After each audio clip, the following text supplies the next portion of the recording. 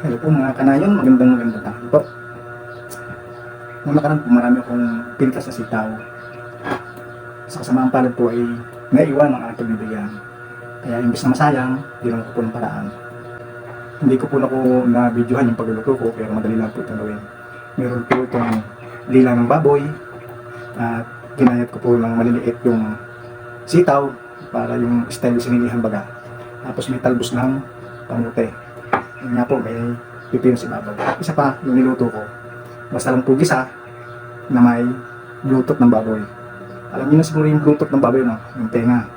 Yan. Kaysa masayang, ginawa kong dalawa siyang luto. Yan.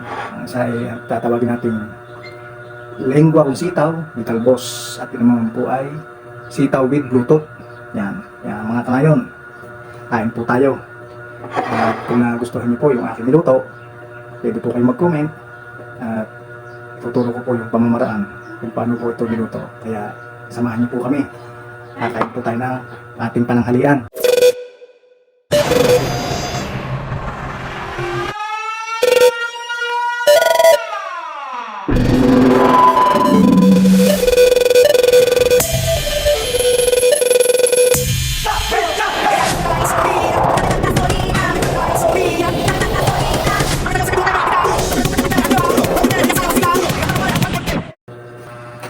Tara mga kanayon, kain po tayo.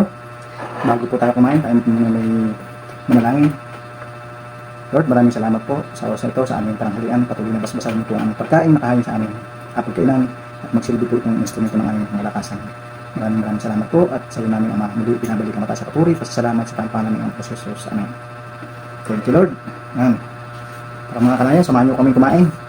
Yan. Ito yung sitaw with bluto. Ito naman po yung lengua con sitaw with talbos. May twist na pipino. Hirap-hirap ka pa nung... Pagka marami tayong pipitas na gulay at hindi na isang kahit ipamigay natin eh wala na akong pumuhaw kasi isawa na. Kaya imbis po na masayang, gagawa natin ng paraan para mapakinabangan. Yan. Kaya ganyan po ang aking ginawa. Nung ako po inuha ng sitaw ay sa kasamaang palad rin naiwan ng aking pagbibigyan. Kaya yan ho, ang kinalabasan, digaw, quality naman. Ganda ho sa pandinig ang pangalan ng aking niluto nga rin, sitaw with blutot, lengua con sitaw with talbos. Sabi ko nga po, kung nagustuhan niyo yung aking bagong recipe, hindi i-comment nyo at ituturo ko sa inyong pamamaraan ng pagluluto.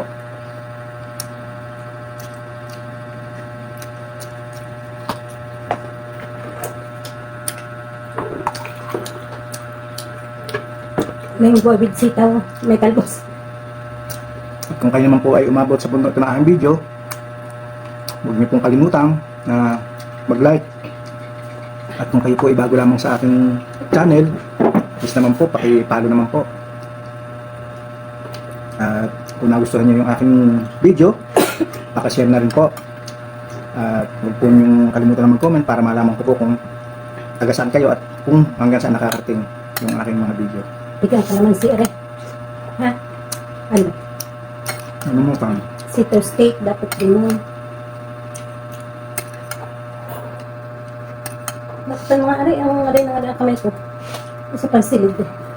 Yung small room din, dyan daw tutulog si Sir. Dito. Kagaya po nito, marami tayong naharvest na gulay. Malaki yung natitipid natin sa gastusin. Imbis na bibilhin pa sa palengke yung sitaw, yung talbos, pipitasin na lang dito sa pananim namin dito sa farm.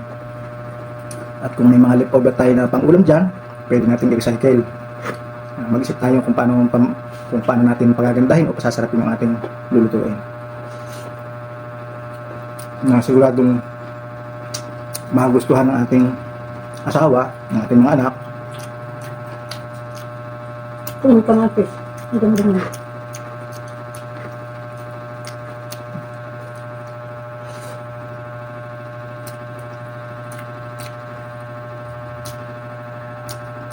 sa sobrang init po ng panahon, imbis na mapindot ay low fire, ay fast fire ho na pindot, kaya ho nag-overheat. Yun ang kinalabasan.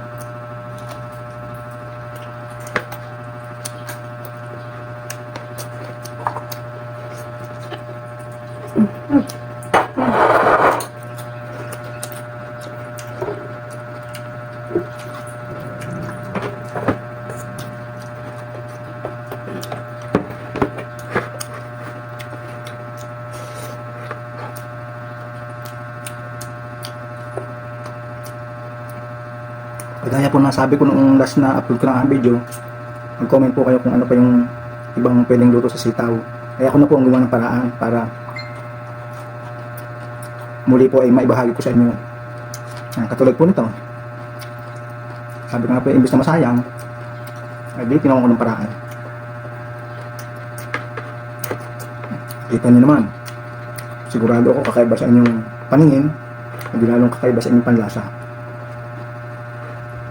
Kaya kung nagustuhan niyo po ang aking luto, mag-comment naman po kayo. At hanggang dito na lamang po yung aking video. Hanggang sa muli po. Huwag niyo pong kalimutan mag-iwan ng komento. At katulad po ng lagi ko sinasabi, sa bawat gising natin, it's a blessing. Huwag po natin makalimutan magpasalamat lagi sa ating Panginoong Diyos. Meron o wala tayong natatanggap, dapat tayo ay magpasalamat sa Kanya. Dahil yung gumising tayo na walang karamdaman, napakalaki na po ng biyaya sa bawat isa sa atin. Kaya lagi po tayo mag-iingat. Maraming salamat po sa inyong panonood. God bless you all po.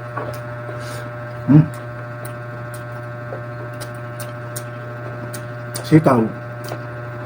Bluetooth. Sitaw with Bluetooth. Bye-bye.